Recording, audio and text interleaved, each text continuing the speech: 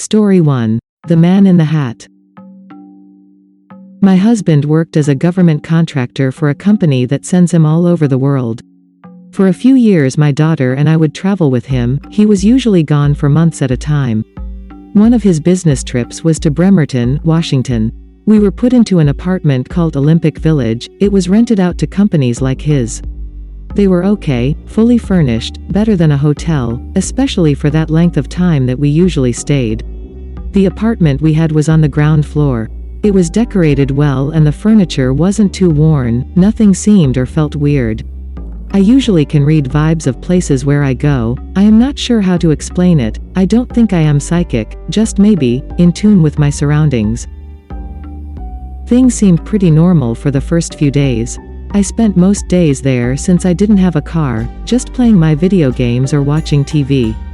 One night, my husband came home to the apartment, and I had dinner ready and set out. We all sat down at the table to eat, having the normal conversations people do, like, "How was work?" type stuff, when all of a sudden I felt something touch my thigh. I didn't respond to it because I wasn't sure exactly what had just happened, so I continued eating. A few moments later, it happened again. It felt familiar, like my old 10-pound chihuahua was begging for food. I looked down thinking I would see a dog looking up at me, but there wasn't anything there. My instinct had been to move him down with my hand to get him to stop begging. I laughed out loud and said to my husband, "I keep feeling like there is a dog here." I felt something jump at my leg and I almost pushed it down. My husband said, "That's weird, because I feel like there is one here too." He told me he was on his way to the bathroom around 3 a.m. As soon as he walked out and turned to walk down the hall, he saw a small shadow sitting there, still, just looking at him. He jumped back startled, and it disappeared. I was in shock, because I didn't expect anyone to feel the same thing. It seemed weird. I am very connected to animals. I have always been my whole life. Dogs and I seem to have a very deep bond, almost on a spiritual level. About a week later, it was a weekend, and my husband and I were watching TV. We were both on our own couch. Mine was the large sofa, so I was stretched out under a blanket. Almost without any thinking, I went to readjust my position. In the moment, I thought my dog was laying in the crease of the back of my knee, where my legs bend. I was being careful to not squash him or move him because I felt a weight on the blanket. I looked and nothing was there. I felt weird. I told my husband what had happened. Everything was normal for a while after that. I hadn't felt the dog since the couch. One night I woke up and had to go to the bathroom. I am night blind and I wear glasses, but I decided to just go without putting them on. The bathroom had a window, and a light from outside shined through with just enough light that I could see once I got close and around the corner. So I headed down the hall, sliding my hand slowly across the wall so I could feel where to go. I was looking straight ahead, but it was pitch black. I came to the corner, with my hand still tracing the side, and I seen something. It was darker than the dark hall, but the darkness blocked the light from the window. The light traced a body. Its height brought my head to look instinctively up towards where a face would be. I froze in terror, gasped and jumped back, scared because I thought it was a real person. Where the head would be, it looked like he was wearing a top hat. This dark figure seemed to be close to 6 feet 5 inches tall or taller. Once I realized it wasn't human, I quickly rushed past it to turn on the bathroom light. With the light on, I seen that nothing was there. Years later, I brought this up to my daughter. I didn't want to tell her before because she was still little, and she shared with me she also seen a man there who would stand in the corner, with a big hat, and a dog at his feet.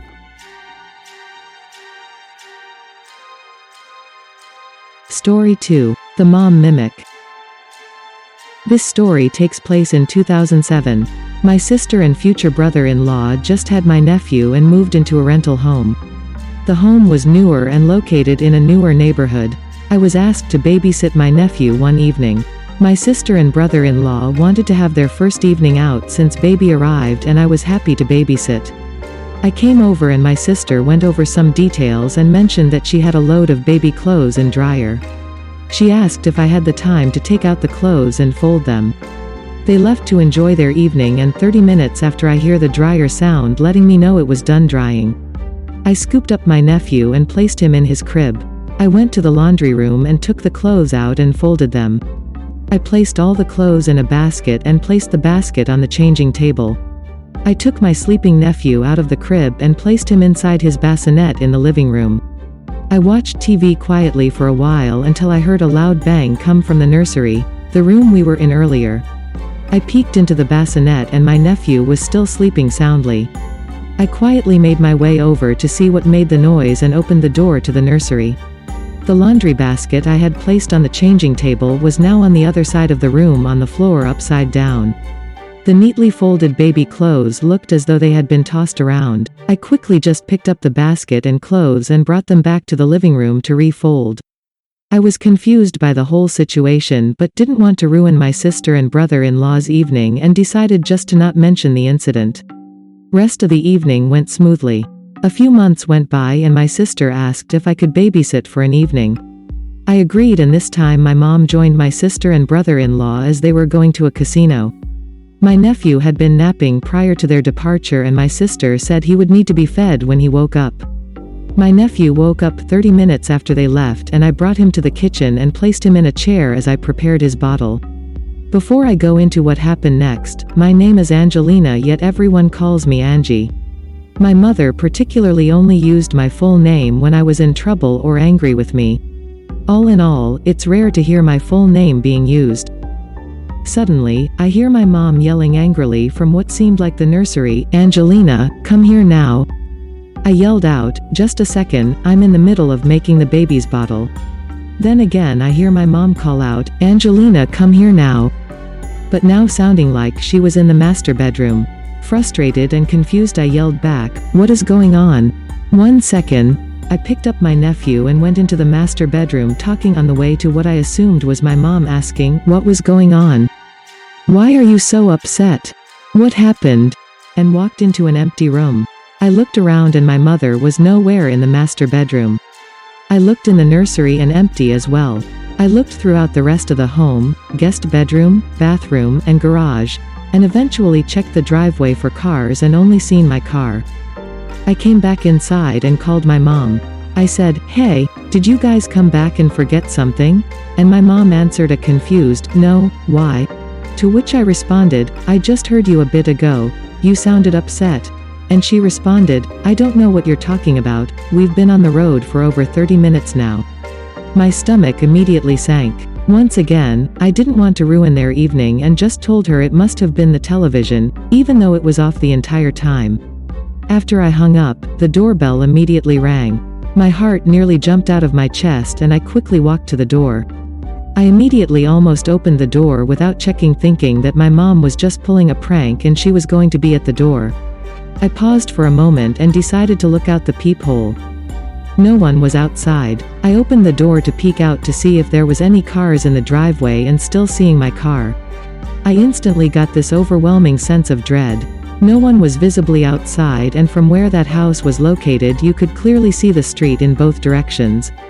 I never mentioned any of these incidents to my sister until she moved out of this rental home. As I was helping her move, I noticed that she had moved my nephew's crib into the master bedroom.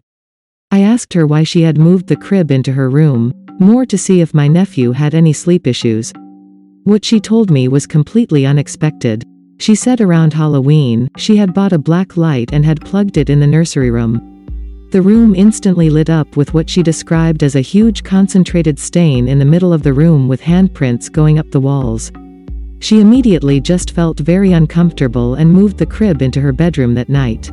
I told her what had happened the first time I watched my nephew, and she opened up that strange things were happening in the house and was the main reason she was moving. She was experiencing lights flickering in the home, the doorbell ringing and no one was at the front door, and hearing voices. She said the landlord offered to lower the rent if they signed a year lease.